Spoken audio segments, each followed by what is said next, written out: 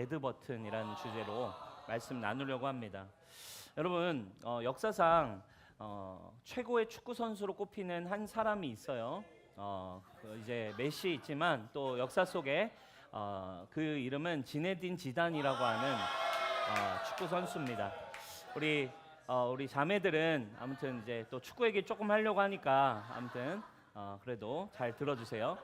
지네딘 지단이라고 하는 미드필더예요. 그 선수가 역사상 굉장히 손꼽히는 레전드 축구 선수 중 한 명입니다. 그는 진짜 탁월한 축구 선수였고 그가 데뷔할 때부터 그리고 은퇴할 때까지 그의 축구는 정말 모든 커리어에 축구 선수가 이룰 수 있는 모든 커리어의 정점을 찍은 선수 중에 한 명이에요. 월드컵 우승도 했죠. 그리고 이제 챔피언스 리그 우승도 했죠. 옮긴 팀에서도 막 우승했죠. 그리고 개인 축구 선수로는 받을 수 있는 최고의 상인 이 발롱도르라고 하는 축구 상이 있죠. 발롱도르 축구상도 수상을 했어요.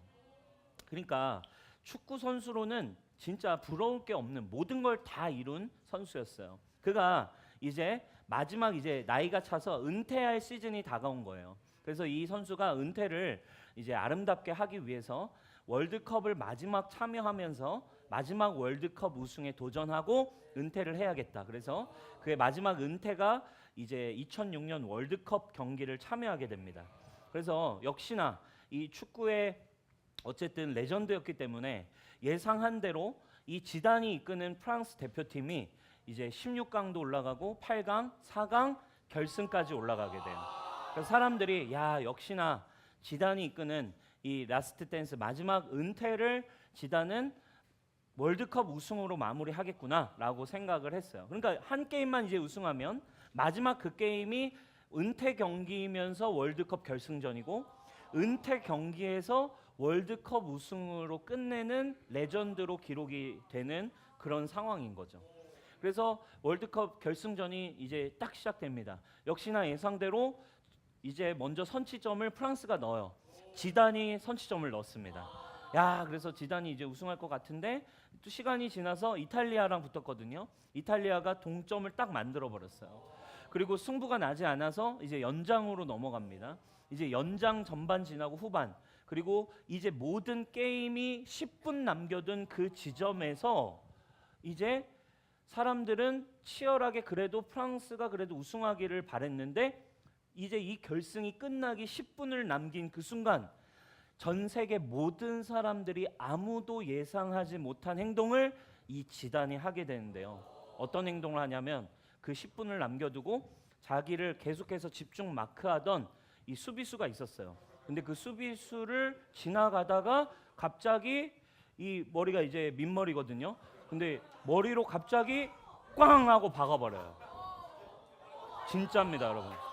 지금 제가 이상한 얘기를 하는 게 아니라 경기 중에 결승전 10분을 남겨두고 저 수비수를 갑자기 꽝 하는 이게 뭐 이게 애교 부리는 게 아니고요. 여러분 가서 한번 짤 찾아보세요. 꽝 박아버려요. 그냥 가슴이 막 짓눌릴 정도로 세게 이렇게 박아버리고 이제 완전 쓰러집니다. 어떻게 됐을까요? 당연히 퇴장을 받았어요. 퇴장을 받았고 그나마 그래도 게임이 이겼으면 됐는데 이걸로 인해 프랑스는 결승에서 지고 맙니다. 이탈리아가 우승을 하게 돼요. 그래서 여러분 사람들이요 전 세계 충격이었어요. 왜냐하면 여러분 이 지금까지 지단은 단 한 번도 경기에서 이런 다혈질적인 모습을 보였던 적이 없어요. 그 이제 이 필드 위에 약간 아트 사커 프랑스가 당시에 지단을 필드 선두로 해서 세워진 그 프랑스 축구의 별명이 예술 축구였거든요. 그러니까 정말 예술의 경지처럼 축구가 아름답다 이래서 아트 사커 이랬는데 그 아트 사커의 최고의 리더였던 이 지단이 그것도 자기의 은퇴 결승전에서 이런 상상하지 못하는 일들을 해버렸어요. 왜 그랬을까요, 여러분? 상대편 수비가 계속해서 이제 자극을 했었고 수비수의 한마디의 말 때문에 지단이 이 참을 수 없는 레드 버튼이 딱 눌러져 버렸어요. 수십 년의 커리어 동안 단 한 번도 그런 적이 없었기 때문에 사람들의 아쉬움이 이만저만이 아니었어요. 그리고 또 굉장히 깜짝 놀랐습니다. 근데 이 수비수가 뭐라고 얘기했냐? 이제 계속 자극하고 이 수비수는 또 이제 트래시 토커로 굉장히 유명한 수비수예요. 계속 이게 옆에 있는 사람을 계속 이제 공격하는 말로 멘탈을 두들기는 그런 선수인데 이제 이 선수가 막 안 보이는 데서 계속 반칙하고 막 잡고 끌어안고 막 이러길래 이제 이 지단이 가면서 이제 열받아 가지고 이 수비수한테 한번 얘기했어요. 너 그렇게 내 유니폼 갖고 싶어? 끝나고 유니폼 교환해 줄까? 약간 이런 식으로 한번 이제 긁은 거죠. 그런데 이제 이 수비수가 그 거기에다가 이제 뭐라고 얘기했냐면 아니 나는 네 누이 동생을 줘 이래 버리는 거예요. 그러니까 가족 딜을 넣어 버렸어요. 그리고 이제 누이 이거를 이제 네 유니폼 말고 네 여동생 줘 막 이래 버리니까 그 말 듣고 지단이 어떤 사연이 있는지 모르겠지만 레드 버튼이 딱 눌러집니다. 그리고 자기 인생의 가장 중요한 그 순간 레드 버튼을 딱 누르고 박치기로 이 모든 것에 커리어가 그렇게 마무리되는 흑역사가 남죠. 여러분 레드 버튼은 비상 버튼의 의미로 우리가 흔히 사용되죠. 그래서 누르면 발사가 되거나 폭발하거나 또 그 레드 버튼이 눌려지면 모든 게 사이렌이 울리며 비상사태가 되는 그런 버튼을 우리가 상징적으로 이야기합니다. 그래서 우리의 내면의 레드 버튼이라고 할 때에 그 레드 버튼은 사실 우리를 이제 폭발시켜 버리는 우리의 비상이 걸리게 해버리는 어떤 상처의 버튼이라고 이야기할 수 있을 것 같아요. 대부분의 모든 상황에선 우리가 인내되고 대부분의 상황에선 절제도 되고 대부분의 상황에선 웬만큼 컨트롤이 되면서 갈 수 있는데 어느 순간 혹은 누군가의 어느 지점 어떤 한마디의 말 혹은 어떤 특정한 상황이 나에게 딱 찾아올 때 나의 그 레드 버튼이 딱 눌러지는 순간이 오면 그동안 내가 잘 살아왔고 평정심을 유지했어도 그 순간에 모든 내 힘으로 제어되지 않는 문제가 발생하는 순간 이런 걸 우리가 이제 레드 버튼이라고 할 수 있겠죠. 그리고는 그런 상황에서 우리는 이 지단처럼 정말 너무너무 큰 사고와 내 힘으로는 감당 안 되는 어떤 문제들이 발생하게 되는 상황이 많죠. 여러분 이 세상에 있는 수많은 갈등, 이 세상에 있는 수많은 사건, 사고, 범죄 그리고 심지어 전쟁은 사실 사람과 사람, 민족과 민족 사이의 어떤 레드 버튼들이 건드려질 때 일어나는 갈등이라고도 얘기할 수 있을 것 같아요. 여러분 이처럼 우리의 삶에 나도 모르게 내 힘으로도 제어가 되지 않고 나를 너무 쉽게 절망하고 패배하게 만드는 그런 내면의 레드 버튼이 우리에게 있다는 거예요. 그걸 우리가 좀 오늘 보고 싶어요. 여러분 영화 중에 또 우리가 영화를 하나 소개하고 싶은데 주유소 습격 사건이라는 영화가 있어요. 이제 아재의 영화인데 1999년에 나온 영화예요. 굉장히 이제 옛날 영화죠. 벌써 배우들이 아는 배우인데 되게 젊죠, 그죠? 이 영화의 근데 줄거리가 굉장히 간단합니다. 이 줄거리는 아주 심플해요. 4명의 양아치가 그냥 동네에서 모여가지고 놀다가 이야기하다가 사건에 그냥 영화 줄거리 한 가지예요. 야 심심하지 않냐? 그래 우리 심심해. 그래? 그럼 우리 주유소나 털어볼까? 이러면서 그냥 주유소 터는 영화예요. 그럼 주유소 털다가 일어나는 사건들이 막 재밌는 이야기들이 있는 그런 영화입니다. 자, 근데 이 심심해서 주유소나 털자라고 한 단순한 스토리지만 이 안에 어떤 감독의 의도가 있는 것 같아요. 심심해서 양아치들이 주유소를 턴 것 같지만 사실은 이 한 사람 한 사람 극중 인물들이 가지고 있는 어떤 레드 버튼의 사연들이 있었던 것 같아요. 자, 그래서 그 영화 사이사이에 이 주인공들의 사연들이 이렇게 스토리로 나오기 시작하죠. 특별히 주인공이었던 요 이성재, 그렇죠? 검은 옷을 입은 이 이성재가 맡았던 큰형님인데 이 배우가 맡았던 역할은 극중의 전직 야구 선수입니다. 근데 너무 가난해가지고 어린 시절 상처가 가난 때문에 이제 야구를 했는데 가난으로 제대로 야구를 하질 못해요. 그리고 그 가난 때문에 가난을 계속 건드리는 그 야구부의 코치가 계속 그 가난으로 막 구박하고 가난을 이렇게 뭐라고 하는 거예요. 그래서 괴롭힘을 당하고 그것 때문에 결국 레드 버튼이 계속 눌렸고 야구를 이제 그 코치 때문에 그만두고 때려쳐버린 이런 울분이 있는 주인공이 바로 이 이성재 배우죠. 자, 그리고 이쪽에 보면 노란 머리를 한 이제 유지태입니다. 유지태. 이제 완전 젊을 때 이 극중 이름이 페인트예요. 페인트. 그림 그리는 걸 좋아해요. 그래서 그림을 정말 잘 그리고 좋아하는데 어린 시절 공부를 안 하고 그림만 그린다고 아버지가 엄청 구박하고 때렸어요. 그래서 이제 아버지는 막 이런 그림 같은 거 그리지 마라 이렇게 이제 구박을 해가지고 이제 이 페인트가 삐뚤어진 겁니다. 그래서 이 페인트의 어떤 레드 버튼은 뭐냐면 자기 아빠처럼 고상한 척 품위를 가지고 사는 것 같아 보이는 그런 사람들 보면 이 페인트는 참질 못해. 그러니까 그런 사람들은 막 보이기만 해도 막 이렇게 레드 버튼이 폭발해 버리는 그런 사람입니다. 그리고 오늘 이제 제일 좀 중요한 인물 중 하나가 이제 요 무대뽀예요. 무대뽀. 극중 이름이 무대뽀입니다. 이제 유호성 씨. 이 친구는 단순 무식한 캐릭터입니다. 아주 단순해요. 되게 착합니다. 근데 단순하고 좀 무식해서 약간 바보미가 있다 보니까 근데 어린 시절부터 이제 이 친구는 그런 얘기를 너무 많이 듣고 상처가 너무 많은 거예요. 그래서 분명하게 극중의 레드 버튼에 가장 많이 드러나는 캐릭터인데 누군가가 무식하다라는 단어만 딱 들어버리면 완전히 눈빛이 쫙 바뀌면서 하면서 막 엄청 폭력을 휘두르는 그런 캐릭터예요. 무식하다라는 말을 어린 시절부터 너무 많이 듣고 상처를 받아가지고 누군가가 지나가다가 무식해라는 말만 들어도 뚜껑이 열려버리는 그런 캐릭터입니다. 여러분 모두가 표면적으로는 우리 심심하니까 주유소나 털자라는 그냥 그런 내용 같지만 사실은 이 주인공 모두는 삶에서 자신의 삶의 자리에 이미 레드 버튼이 눌리고 있었어요. 그리고 그 분노를 표출할 대상이 필요했고 그 레드 버튼을 가진 사람들의 폭발이 일어난 어떤 사건으로 이 주유소 습격 사건이 보여지는 거죠.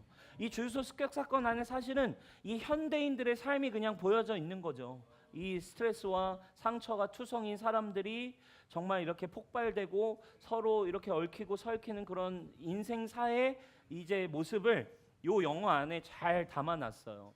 자, 이 무대뽀가 한마디 무식해 이런 무식한 놈아 막 이런 얘기를 듣자마자 폭발해서 막 폭력을 해버리는 것처럼 여러분 오늘 우리가 읽은 입다의 이야기가 약간 그런 장르예요. 입다가요 에브라임이 찾아와서 한마디 딱 던졌는데 입다가 폭발해서 에브라임 사람 42,000명을 죽여요. 때리는 정도가 아닙니다. 갑자기 폭발하더니 하나님의 사사인데 불구하고 몇 명? 42,000명을 잡아다가 완전히 사륙해버리는 이 무시무시한 폭발의 결과가 지금 오늘 일어나요. 자, 내용이 이런 거죠. 지금 지난주에 내용이 이어지는 거. 우리 지난주 입다 스토리를 봤어요. 이제 출신이 이렇게 길라 출신에서 출신이 미비했던 이렇게 쫓겨났던 입다가 자수성가해가지고 성공해서 결국에 힘들어진 이 길라 사람들이 다시 도움을 요청합니다. 그리고 입다가 이제 사사가 되어서 암몬 족속과 전쟁을 치르잖아요. 그리고 하나님의 도움으로 암몬 족속을 완전히 정복하고 승리를 마치고 지금 입다가 개선 장군으로 돌아온 상황이었어요. 자, 승리하고 돌아온 입다에게 오늘 성경을 보니까 누가 찾아왔냐면 에브라임 지파 사람들이 딴지를 걸면서 찾아왔어요. 야 입다, 너희 암몬이랑 싸우러 갈 때 우리 왜 안 불렀어? 그렇죠? 왜 안 불러놓고 우리 빼놓고 왜 니네끼리 싸워? 너 그러더니 너 내가 가만두지 않을 거야 막 이러는 거죠. 여러분 입다 입장에서는 어때요? 내가 불렀는데 니네가 안 왔잖아, 그죠? 프로 불참러처럼, 그죠? 왜 안 불렀어? 불렀는데 네가 안 왔잖아. 네가 안 와놓고 왜 지금 여기 와서 큰 소리야? 이러면서 싸움을 걸어 이러면서 이 둘이 싸움이 난 거죠. 여러분 근데 좀 이상하지 않아요? 이런 일은 그냥 쉽게 넘어갈 수 있는 언쟁 정도로, 그죠? 너 왜 안 왔어? 너 왜 안 불렀어? 너 왜 나 빼놓고 했어? 뭐 약간 언쟁 정도로 끝날 수 있는 이야기인데, 아니 도대체 이 이야기가 왜 굳이 서로 죽고 죽이는 살인 사건, 전쟁까지 가야 했냐 이거죠, 그죠? 입다는 하나님의 사람이에요. 이스라엘 사사입니다. 또 지금 에브라임은 적도 아니에요. 암몬 족속도 아닙니다. 같은 민족 아닙니까, 그죠? 동족인데 같은 팀인데 같은 나라인데도 왜 이렇게 원수처럼 서로를 죽이기까지 가는 결과가 초래됐을까요? 여러분 이 상황은 그냥 단순한 사건으로 일어난 일이 아니었기 때문에 그렇죠. 입다의 상처와 그리고 또 에브라임의 결핍, 입다의 결핍과 에브라임의 상처가 서로 만나게 되면서 레드 버튼이 눌려진 사건이었기 때문에 그래요. 여러분 어떤 사연들이 서로에게 있길래 이런 문제들이 찾아오는가? 여러분 이 말씀을 통해서 우리는 우리의 인생, 우리의 삶의 수많은 관계 안에서 일어나는 우리의 삶의 현 주소를 좀 볼 수 있어요. 이들의 사연을 한번 우리가 좀 조사해 봤으면 좋겠어요. 먼저 도대체 이 에브라임은 왜 이런 지금 표현을 하고 있는가? 에브라임에게는 어떤 사연이 있을까? 역사 속으로 좀 들어가 보면 우리가 좀 12지파에 대한 얘기를 좀 해볼 필요가 있는 것 같아요. 이스라엘에는 12지파가 있습니다. 근데 이 12지파의 이름은 이제 아브라함의 자식 이삭, 그리고 이삭의 아들인 야곱, 그리고 야곱의 12아들이 있었어요.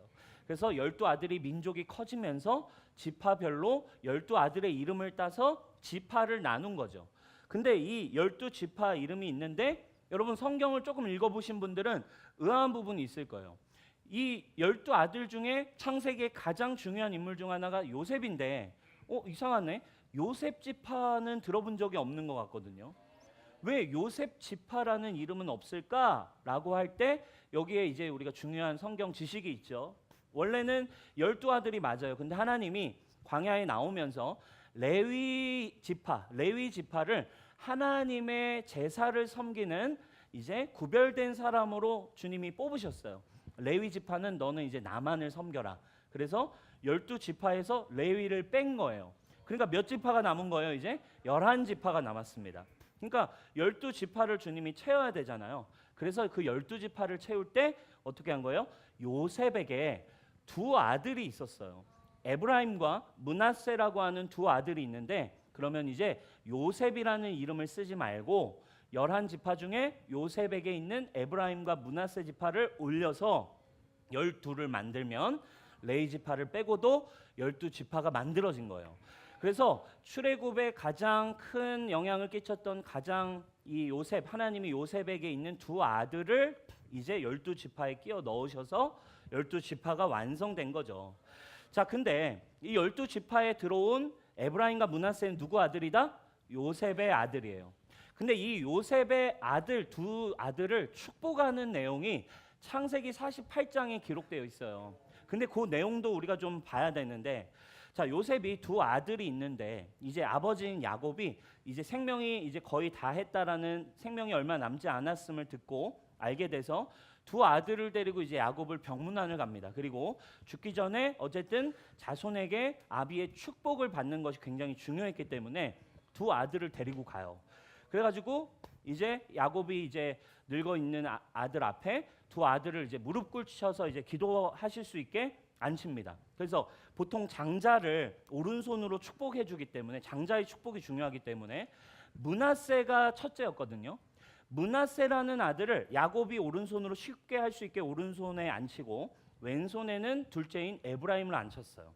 그래가지고 아버지 저희 아들들을 축복해 주십시오 했는데 갑자기 창세기 48장 보면 야곱이 손을 이렇게 교차해가지고 강남 스타일로 축복을 하는 거예요. 약간 이 강남 스타일로 첫째한테 오른손이 아니라 둘째한테 오른손 그리고 첫째한테 이렇게 왼손을 축복하는 거죠. 요셉이 깜짝 놀라고 아버지 아니에요. 얘가 첫째고 얘가 둘째예요. 그랬더니 이제 야곱이 얘기하는 거죠. 나도 안다. 그렇지만 둘째가 하나님의 가장의 축복을 받을 것이다 이러는 거죠. 왜냐면 야곱이 둘째였잖아요, 그죠? 그래서 똑같이 그 둘째의 축복을 둘째에게 장자의 축복을 이제 야곱이 줘버린 거예요. 여러분 이게 굉장히 중요한 키가 됐어요. 그래서 이때부터 에브라임이 둘째고 므낫세가 첫째인데도 불구하고 장자권과 그 리더십을 누가 갖게 돼요? 에브라임이 갖게 되는 거예요. 이때부터 에브라임 장자의 축복을 받은 에브라임은 자신이 어떻게 보면 최고의 지파 축복받은 이제 그런 장자권을 받은 자부심과 긍지를 갖는 거죠. 그죠? 그 모든 지파 중에서도 야곱으로부터 축복을 분명하게 오른손으로 받은 이 자긍심과 긍지에 빠집니다. 그리고 또 자기들이 누구의 아들이에요? 애굽의 영웅, 그렇죠? 애굽에 어떻게 보면 이 총리가 된 이 지파의 어떻게 보면 가장 영웅 중 하나인 요셉의 아들이면서 요셉의 장자권을 물려받은 자이고, 그리고 가장 중요한 키가 있어요. 이 시대에 이들이 이제 정복 전쟁 이후에 가나안 땅에 정복해서 들어올 때 그 정복 전쟁을 이끌었던 리더가 누구였어요? 여호수아라고 하는 가장 강력한 이 민족의 리더가 바로 에브라임 출신이었어요.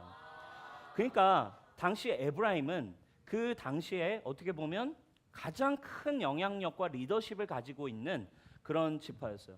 여호수아가 에브라임 지파였기 때문에 에브라임 땅에 그 실로의 성소를 또 만들었고, 모든 어떤 영적인 그리고 실제적인 군사적인 패권을 가지고 지금까지 영향력을 가지고 있었던 지파가 에브라임 지파였던 거예요. 그러니까 이들 안에는 뭐가 있는 거예요? 약간 우리가 짱이야, 그죠?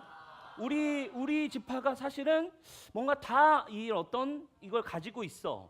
어느 지파도 우리보다 용맹한 지파는 사실 없고, 우리 지파보다 더 잘 되거나 잘난 사람을 사실은 뭐 할 수가 없는 거예요. 용납이 안 되는 거예요.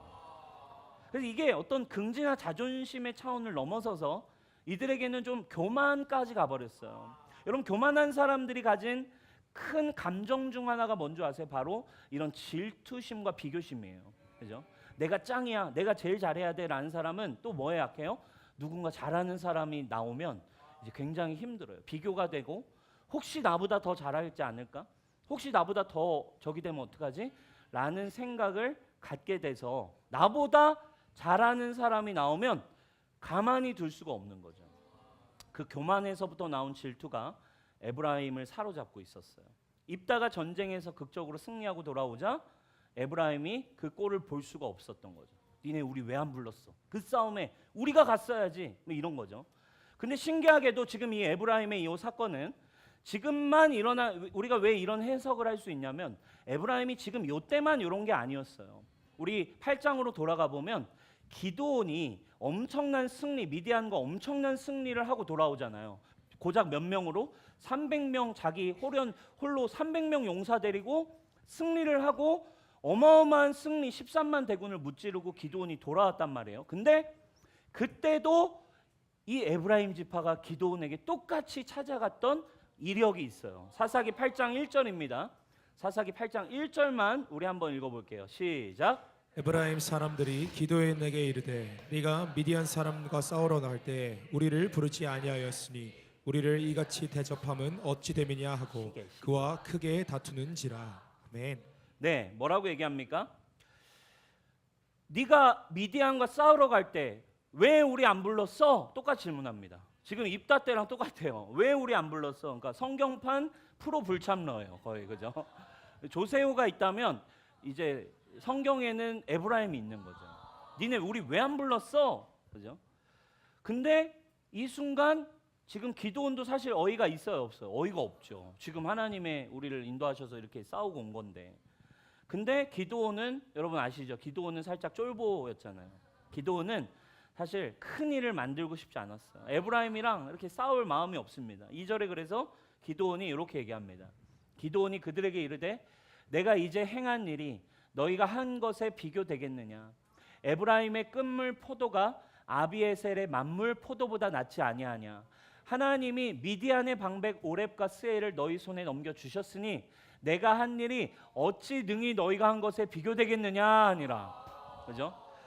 그랬더니 기드온은 바로 꼬랑지를 내리고 야, 아니야 내가 한 거 아무것도 아니야. 에브라임 니네가 한 일에 비하면 야 내가 한 거는 진짜 야 별것도 아니야. 나 별로 진짜 하나님이 다 하셔서 우리 300명 진짜 그냥 소리만 지르고 나팔만 불다 왔어. 야 근데 에브라임 니네가 한 거에 비하면 우리 아무것도 아니야. 그랬더니 에브라임이 그래? 그렇구나.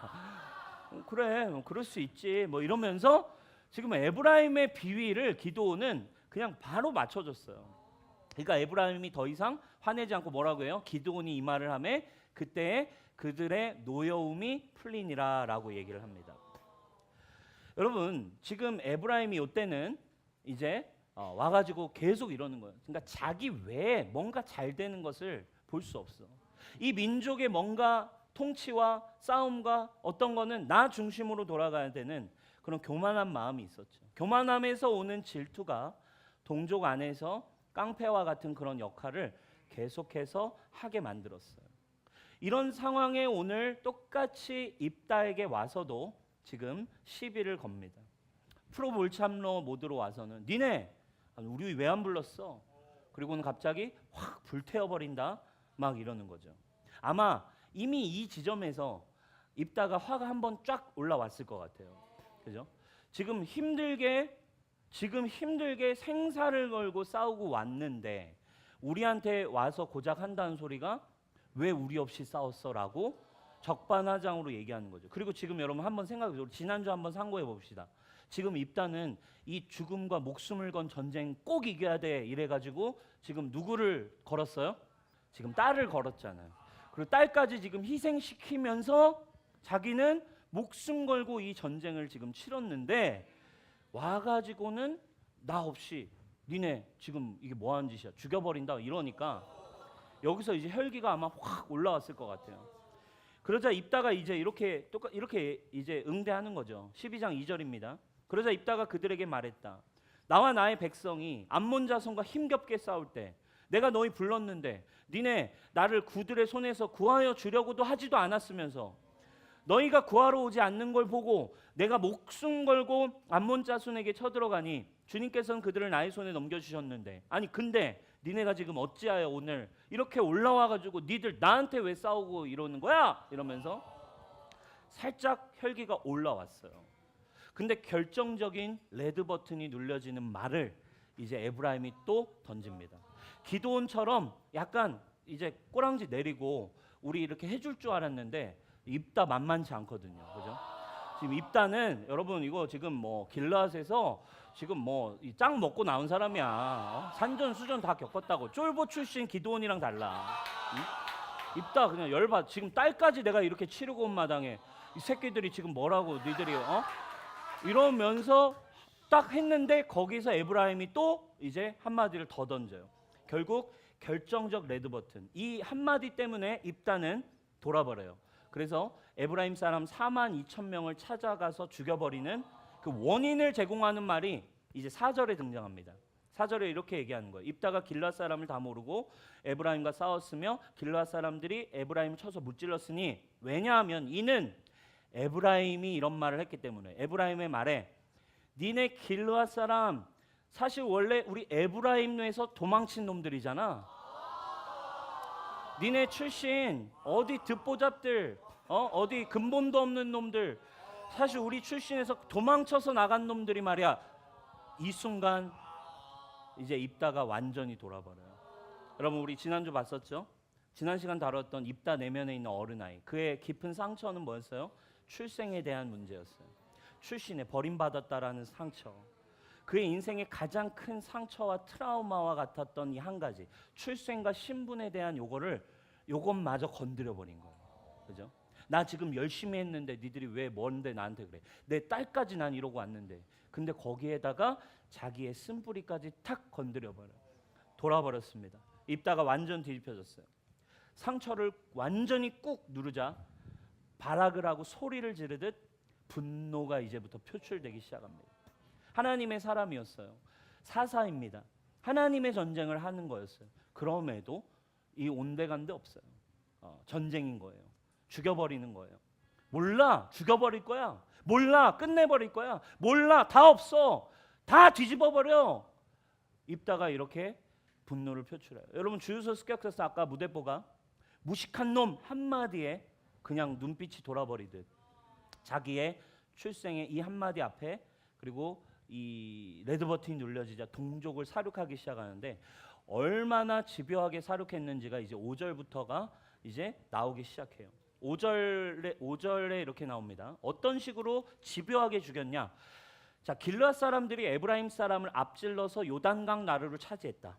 도망치는 에브라임 사람이 강을 건너가게 해달라고 하면 그들이 길앗 사람이 에브라임 사람이냐 물었다. 그러니까 이미 전쟁 끝난 거예요. 이미 이겼어. 길앗이 입다가 이겼다고. 근데도 입다는 집요하게 그들이 후퇴하는 모든 관문에 검문소를 세운 거예요.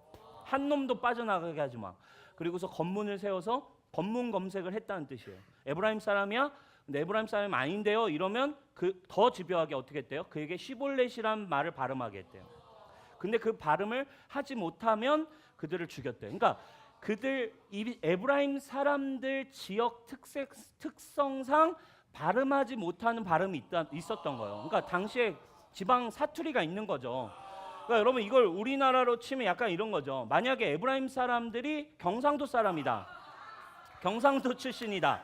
그러면 이제 잡아 놓는 거죠. 그래가지고 잡아 딱 검문소 세워놓고 지나가는 사람들 경상도 사람, 에브라임 사람 다 잡아야겠다. 이러면은 너 경상도 사람, 너 에브라임 출신이야? 아, 저 아닌데요. 일로 와. 일로 와. 너 에브라임 사람이야? 아니에요. 아니에요. 그래. 자, 너 에브라임 사람이야? 아니에요. 그래. 그러면 너 이 말 해봐. 블루베리 스무디. 블루베리 스무디 한번 해봐. 블루베리 스무디. 그러지. 블루베리 스무디. 가. 블루베리 스무디. 가. 블루베리 스무디. 가. 블루베리 스무디. 일로 와. 그다음 너 블루베리 스무디. 그다음 너 블루베리 일로 와. 블루베리 나오는 순간 잡아다가 여러분 이게 사실 생각해 보세요.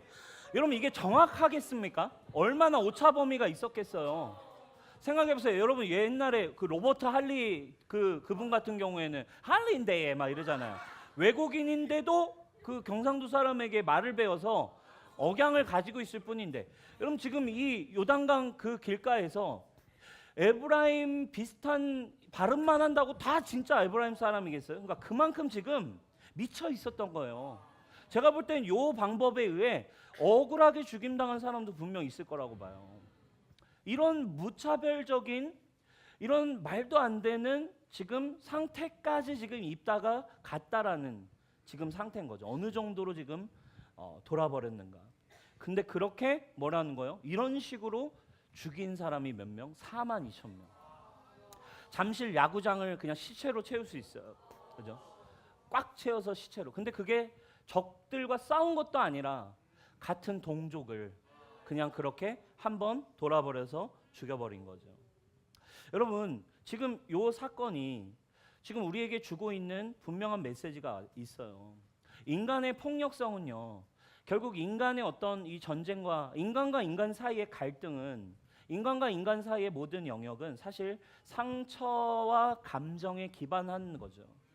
여러분 오늘 입다가 결국 자기의 쓴뿌리 하나 건드려졌다고 사람을 42,000명이나 죽이지만 여러분 이거 이미 우리 역사 속에 얼마나 많이 있는 사실 일들입니까? 여러분 대표적으로 2차 세계대전을 일으켰던 우리 히틀러 여러분 전체 그 전쟁으로 인해 죽어간 수천만 명의 젊은이가 있죠. 그리고 특별히 유대인들을 잡아 죽였어요. 마치 에브라임 사람 잡아 죽인 것처럼 이 히틀러가 유대인들을 잡아다가 600만 명을 죽였어요. 600만 명. 근데 600만 명을 왜 죽였는 줄 아세요? 히틀러의 어린 시절 히틀러의 엄마와 바람이 나서 자기 집에 아빠 몰래 찾아왔던 뚱뚱한 남자가 바로 유대인 남자였어요. 그러니까 히틀러는 어린 시절부터 뭐에 대한 증오가 가지고 있는 거예요? 그 유대인 남자라고 하는 그 버튼이 내재되어 있는 거죠. 그리고 그 순간 유대인에 대한 분노로 히틀러는 유대인들을 그냥 이유 없이 잡아다가 학살하는 내적 동기가 됐어요. 그런데 여러분 문제는 세상에서도 사람들이 상처에 기인하고 이런 감정에 기인해서 이렇게 요것대로 이렇게 살아가는 게 인류의 사람들의 삶인데 오늘 우리가 이 교회에서 말씀 앞에서 하나님 앞에서 교회 안에서 복음 안에서 들어야 되고 주목해야 되는 한 가지 일이 뭐예요? 하나님의 사람인데도 이런 일이 일어날 수 있다라는 거 우리에게 이야기하는 거예요. 이게 우리의 딜레마예요. 사사고, 목사고, 교회 리더고 다 저기하지만 결정적인 순간에 우리 지난주 얘기한 것처럼 결정적인 순간에 나의 내면의 결핍의 문제, 사랑받지 못했으면 이성의 문제, 또 폭력에 있었으면 폭력의 문제, 또 그것이 해결되지 않고 자신의 어떤 상처의 아픔이 반복되다 보면 어느 순간 이게 레드 버튼이 돼서 아무리 교회에서 사역하다가도 레드 버튼이 탁 눌려버리면 아씨 몰라, 아 짜증나, 그냥 다 때려쳐, 뭐 눈에 안 보여, 뭐 이런 식으로 모든 것들이 막 표출되어 버리는 문제가 여러분 이게 이 세상 사람 문제뿐입니까? 이게 교회 안에 하나님 믿는데 우리에게도 늘 날마다 일어나는 문제이기 때문에 지금 우리가 중요한 딜레마 아니겠냐 이거죠. 그죠? 하나님의 자녀가 됐는데도 왜 우리는 이런 것 하나 해결이 안 되고 이렇게 결정적인 순간에는 다 무너지는 결과로 우리가 보게 되는가? 우리 지난주부터 계속 보지만 이런 지점 때문에 많은 사람들이 교회 지도자에게 실망하고 교회 사람들에게 실망하고 이런 문제 아니겠습니까? 그러면 이런 질문이 나오죠. 아니 히틀러처럼 세상 사람도 다 상처에 기인해서 이렇게 인생을 산다면 아니 굳이 하나님 믿어도 결국 이렇게 될 수 있는 건데 그럼 하나님 믿을 필요 있나요? 그럼 하나님 믿는 우리에게 좋은 점이 뭐냐 이거예요.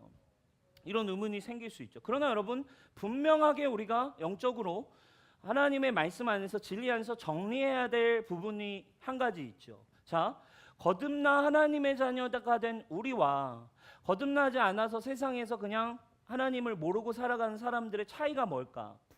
여러분 거듭나지 않고 살아가는 사람은 그냥 인생 자체가 뭐에 끌려가는 거예요? 상처와 그리고 그 쓴뿌리가 그 사람을 그냥 이끌어 갑니다. 그런데 거듭나면 우리도 거기에 끌려갈 수는 있지만 그러나 뭐가 일어나야 된다는 거예요? 그러나 우리에겐 전쟁이 시작된다는 걸 우리는 알아야 된다는 거예요. 그죠?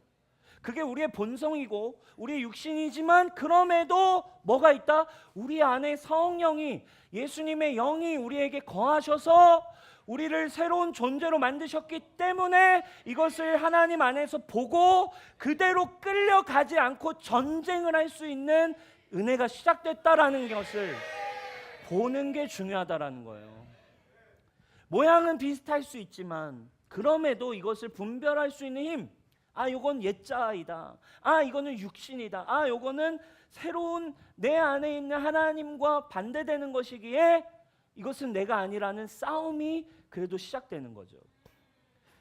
근데 문제는 주님이 내 안에 계시지만 우리 안에 이 부분들, 나의 이 상처들, 내 마음에 있는 쓴뿌리들, 이런 상처로 인해 작동되는 이런 영역들을 하나님 앞에 분명하게 이거를 직면하고 온전히 내어 맡기지를 못하면 아이러니하게도 어떻게 된다는 거예요?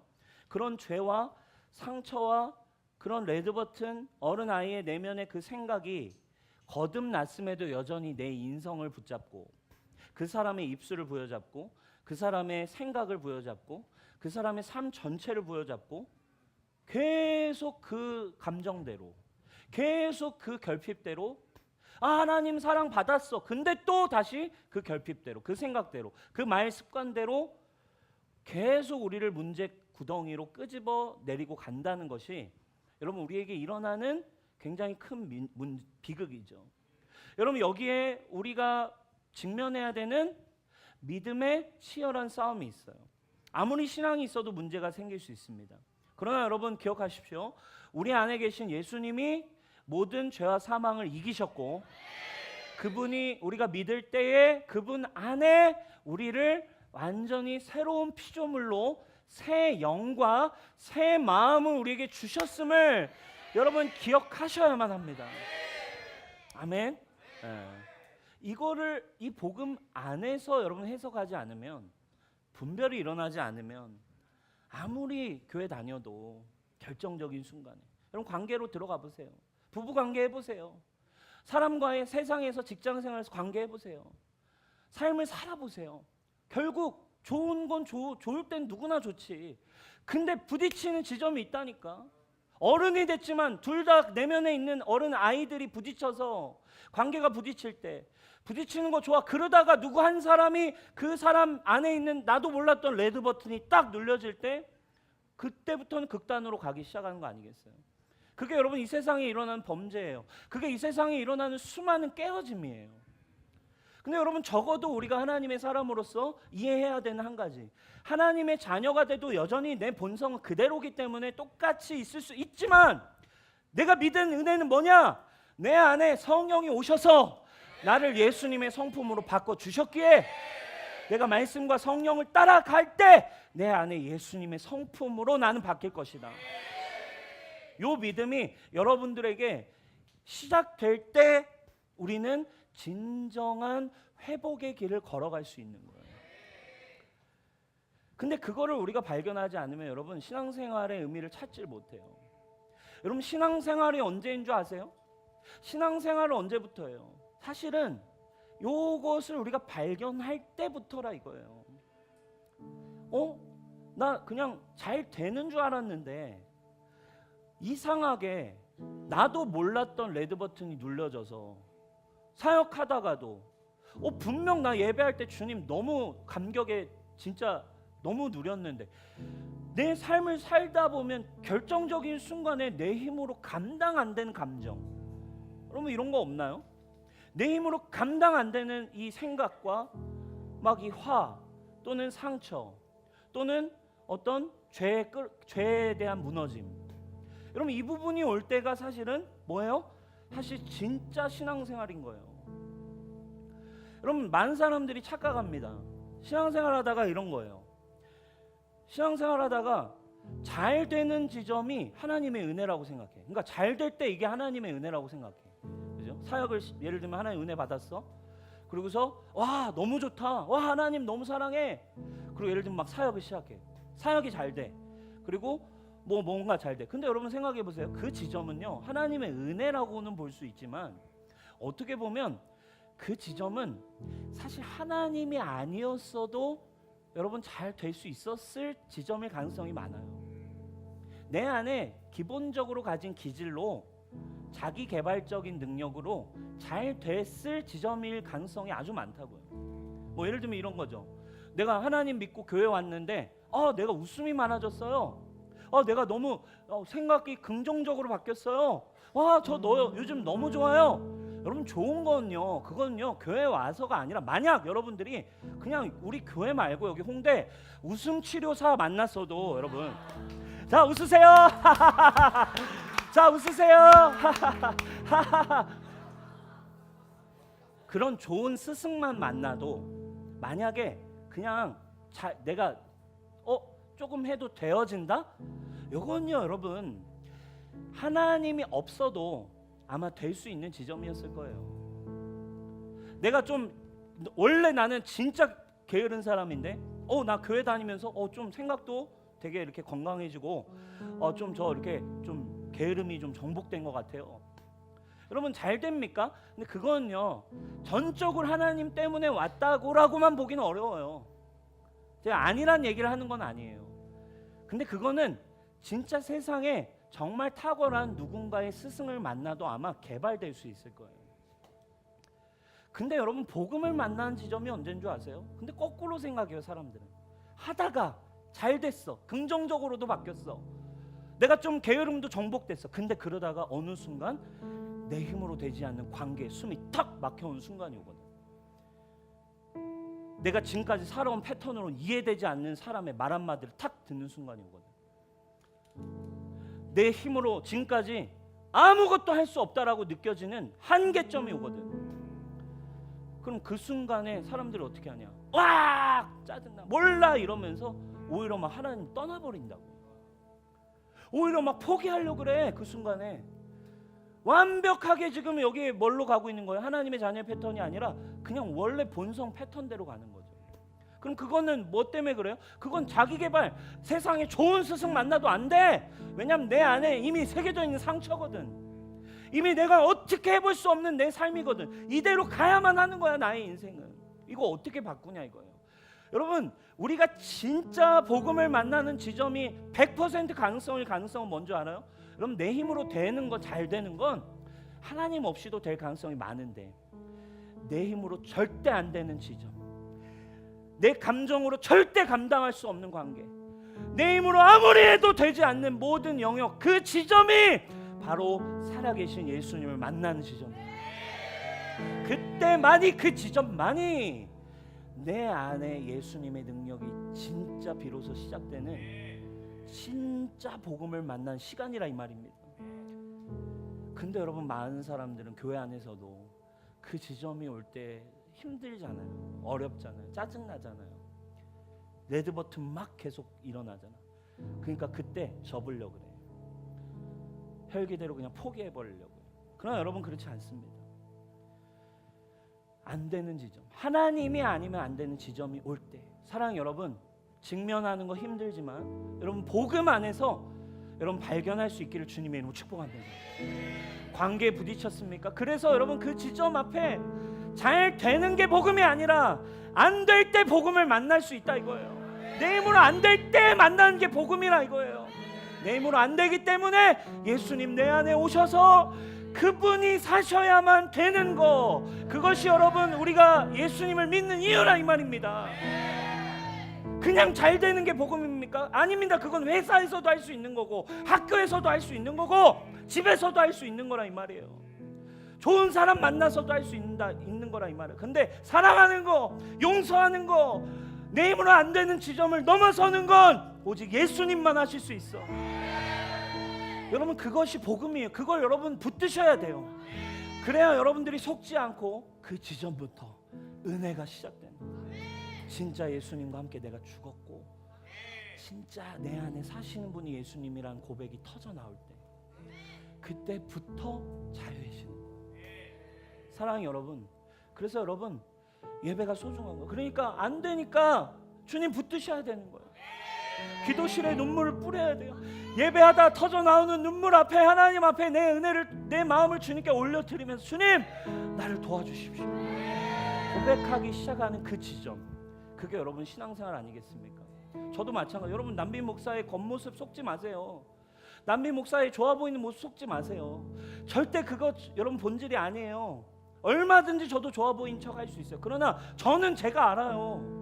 제 마음을 제가 안다고요. 제 안에 아직 안 되는 지점이 있다는 걸 제가 안다고요.